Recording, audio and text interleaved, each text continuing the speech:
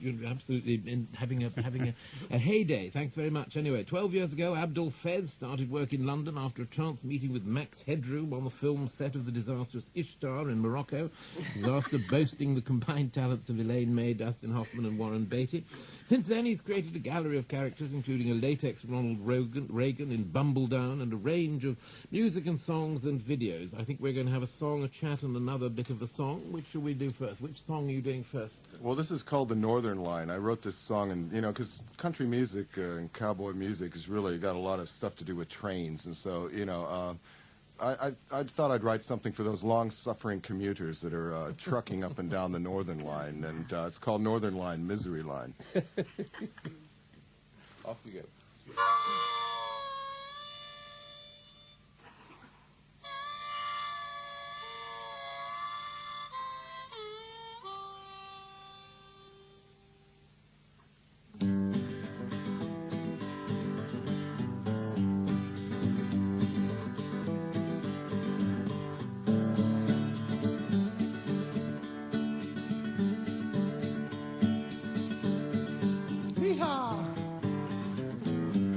Well, the Northern Line is a mighty fine line. She's a mighty fine line to ride.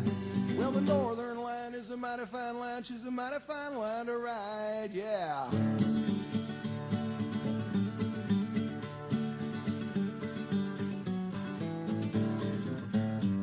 Just take Piccadilly down to Leicester Square. 24 hours and you're almost there. Well, the Northern Line is a mighty fine line. She's a mighty fine line to ride.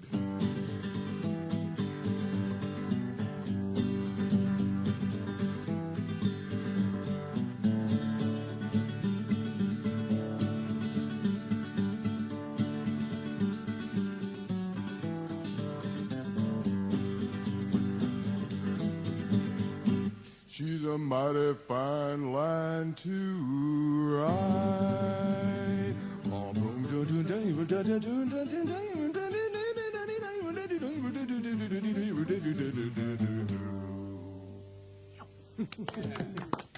Stay there. We can chat across. Sure, I got two mics here instead of one. We'll chat across Yo-Yo. That'll be all right. So it all this Abdul Fez thing started in Ishtar.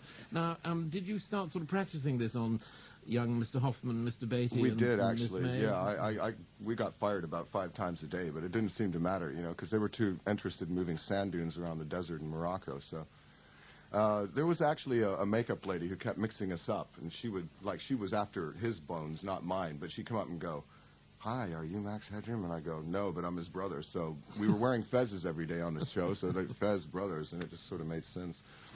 What was the Michael Winner film? Bullseye. Do you do Winner impersonations? No, I don't do Winner impersonations, but I scream well. You've had to cut down on poor. I got to punch Michael Caine a couple times as an American tourist, so you know how us Americans are. We got a lot of bile going. How did you go at the Oxford Union the other week? Oh, that was really fun. They treated me like royalty up there. They're such nice people. I was a little worried because you were advertised as comedy night starring Abdul Fez, Yeah. and then the extra inducement was beer at rock bottom prices. That's right. Those kind of things just sort of float around. Yeah, I seem to get involved in those kind of shows a lot, actually. You can't really do poor old Reagan anymore, can you? Because he's not well, so it would be considered Well, in no, bad but taste. I swore to God before I came on this show that I wasn't going to do any Clinton jokes, but since we're on the radio, you can't see that my trousers are at my ankles, so don't worry about it. It wasn't me, I promise you. And maybe one of the other guys. What was the movie you were making in Zagreb? That was a thing called Honor Bound, which was a sort of military movie. Cold War, all that kind of stuff. It's all old hat now, and I think they shelved it for that reason. It's actually MGM. You're cornering Americans, are you? Yeah, that's it. You know, it was. Do you remember when that way back when that guy got kidnapped and killed in East Germany, and they took him across the border, and then there was a big brouhaha about that, and so it was a movie about that. I'm told you've actually composed a special loose end song. Ned, I have. Would you like to treat us to that, Actually, I would. Mr. Fez? Would you like to hear it now or later? I think now would be the correct, Okay, appropriate fine, time let's for do it. it. Okay. Great.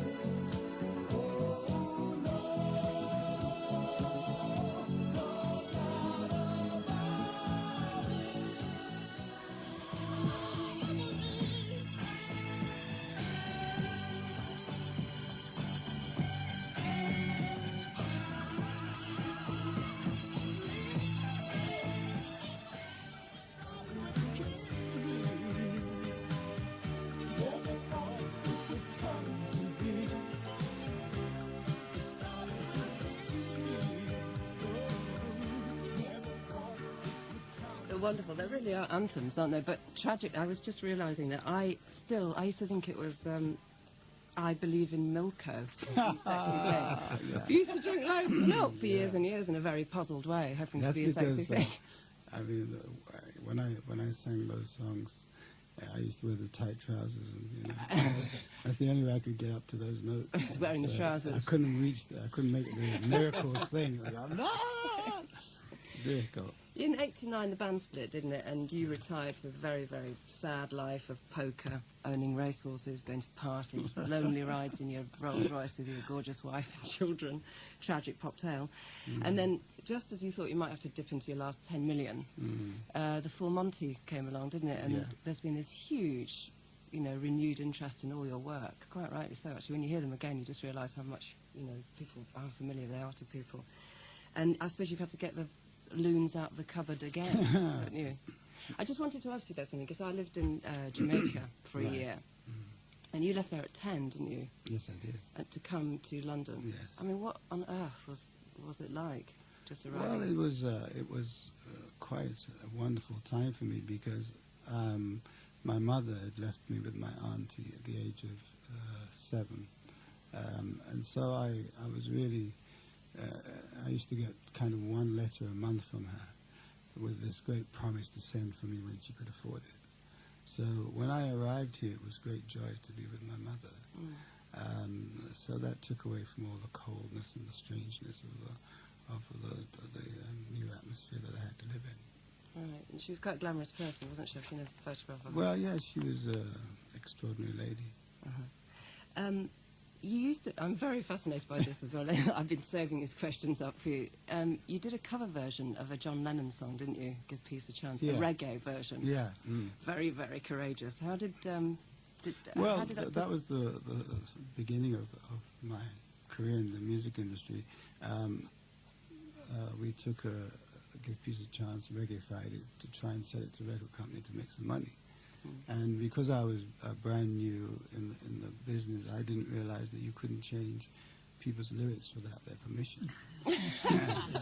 So you changed John's lyrics? Yeah, because Give Peace a Chance didn't really have much lyrics apart from the chorus. So I put things like everybody talking about blackie and whitey, Jewish and Arabish, rubbish man, childish. All we are saying is give peace a chance. That was my lyrics. And did John actually, I mean, what did you meet John? It was the guy who financed the session. He was horrified when he heard that what I'd done, and he said, well, I better send this off to the Apple record label for John Lennon to listen to it. And we all laughed at him and said, yeah. But 4 days later, he rang up and said, John has heard this, and he absolutely loves it, and he wants to put the demo, we didn't have to re-record it, out on the Apple record label. And that's how it all began. So did you actually meet John then? I met him. Well, I met him very briefly. He just said, well done, like this, and good luck, and that was it. Was he one of your heroes, John Lennon? Oh, absolutely. I mean, I grew up, the basis of my songwriting was listening to the lyrics of Lennon and McCartney and Stevie Wonder and all these people. Oh, no, I shouldn't do this because, of course, it's about you, but I did a show called Stevie Wonder Felt My Face, which is about me actually meeting Stevie. Did you? Right.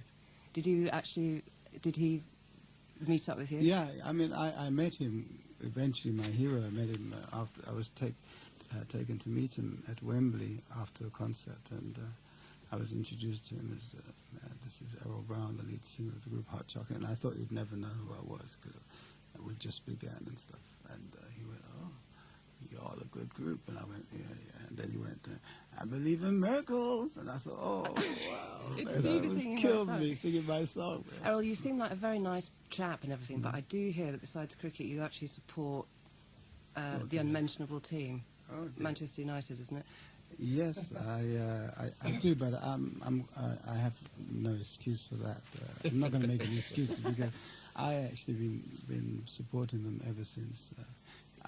They're my sympathy team when they had the plane crash. Ah, right. So as a boy, I've been up and down with them. I went down to the old second division with them. So I'm taking the praise now. I'm sorry. You're off on tour now, aren't you? Yes, I'm touring from the 20th of March until the end of May. Good, thank you. Thank you, Louise. Thank you very much. Yes, Abdul, we've had another call now from Mr. Crowther in Wincanton. Oh, I knew this was Telling you not to inevitable. worry about the CD. Mrs. Crowther wasn't feeling well when she phoned. Right. Well, tell him we'll cancel that delivery, okay? In his new BBC Two series, inspired by Bach, the distinguished cellist Yo-Yo Ma explores the creative process as Ma and his fellow artists from different disciplines take a Bach cello suite as a starting point for an entirely new work. The viewer sees both the finished article and the creative process. Guests include Mark Morris, Torval and Dean, Francois Gerard. Before we talk about this highly original series, Mr. Ma, who won a Grammy for his first recording of the Bach cello suites, I think 20 years ago, will play what? The Bach suite number 6 in D major, is that correct? I think I might do that. Good luck. Okay. They're all being so polite today.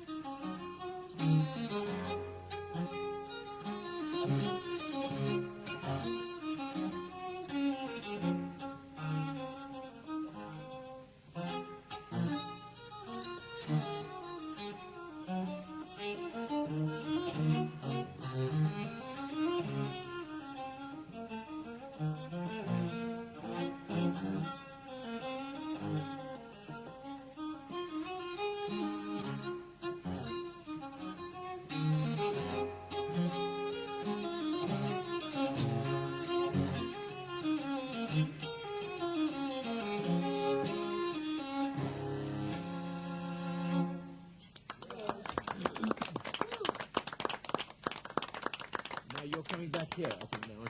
If you can rest that venerable looking cello. I always like asking cellists and violinists, what's the provenance of that cello? Well, I don't know. You know, if I had known that there were going to be such musicians here, I would have tried to do something with Errol and... Yes, you're a tango expert too, aren't you? I don't know. Maybe we could do that next time. all right. But Abdul has promised me he's going to write something.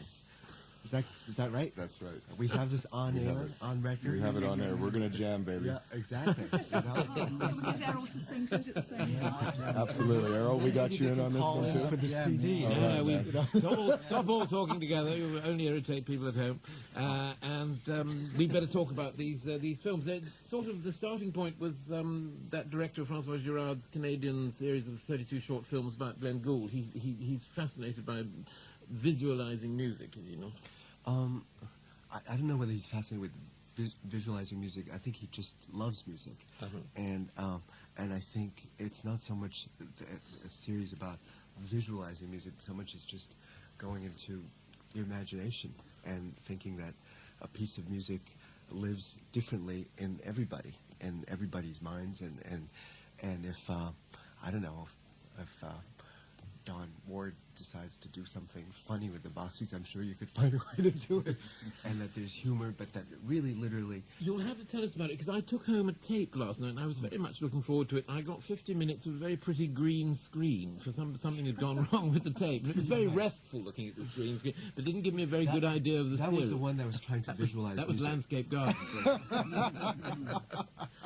You've got gardening, architecture, drama, there's a kabuki one, and there's... I can understand Torville and Dean. I mean, we can see that you can skate to cello music, but how do the others work? How did the others work? Well, I think the idea was that if it started off with just thinking, what is a piece of music? And I know it sounds a little strange to talk about this Saturday morning, but a piece of music, if you can find the essence of a piece of music, if you can find the essence of a chicken in the egg, actually, and then you can actually transplant it into different realms, and that in fact, in a choreographer's mind, it would grow differently if you actually get to that essence. And same thing with the garden, one of the oldest, probably one of our oldest art forms, right? And I think that somehow the idea of a piece of music as a metaphor for a garden that you can plant, it can be nurtured and can be renewed. It's something that I think in that sense, well, architecture is one way of expressing ourselves, and in music there are proportions, there's the same kind of materials, materiality, motivic things. So there are lots of connections, and so that's what we're trying to explore. And you're bringing out, or you have brought out, a new CD of these pieces, which you previously recorded when you were, 20 years ago. How different is your approach? What is this venerable maturity that's now settled on your shoulders tell you, which is different about the music? I've slept thousands more hours. But would we hear a difference? Profit. Would we hear a difference? Absolutely. I mean, don't you sound different than you sounded 20 years ago? No, I And sound certainly hope that and you look do. exactly as I did. exactly. That full head of hair. One last question, because we've got to get on to the politics with Mark Thomas, but the one quote which I quite like here is, "The private Ma remains private. He reportedly has a wild side that only occasionally shows itself in public." My goodness. Wow. Something about a night on the town in Halloween, on Halloween. Can't say that. Well, you don't have Halloween in England. We do. We do, You yes. do have Halloween. Oh, yes, we trick and treat and all that. Yes, Don't we? That's Halloween. but you wouldn't do a loose ends show, with everybody all dressed up in costumes, which is what we did for a concert. We've done some odd things. We might. You would do that, Abdul, wouldn't you? Tom, I'll bring you a fez. It'll have a wish on it. So good. I mean, that's maybe the next time we should have Halloween. I was dressed as D'Artagnan on Halloween night. Darn, great. Well, we've got now 3 weekends of 6 programs to look forward to. And we also have Mark Thomas to look forward to. He's a troublemaker. His latest bid for Anarchy airs on Channel 4 on Wednesday for 4 more weeks, 2 down and 4 to go. 11 p.m. it goes out. The one I saw, Mark, I didn't get a green screen with yours. I got Mohammed Fayed, Jack Straw, and sufferers who wanted to relieve their MS by cannabis. And I got Alistair Campbell